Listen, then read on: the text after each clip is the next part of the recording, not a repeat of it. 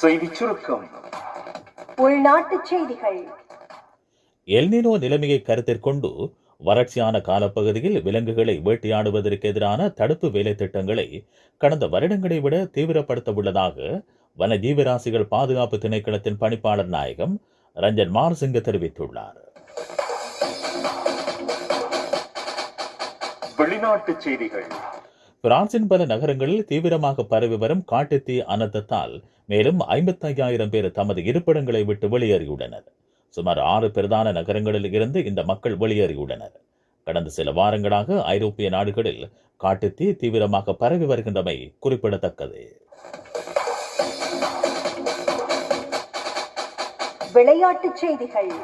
பொதுநலவாய நாடுகளின் மேசைப்பந்தாட்ட போட்டித் தொடர் இந்தியாவின் டெல்லியில் நாளை ஆரம்பமாகிறது.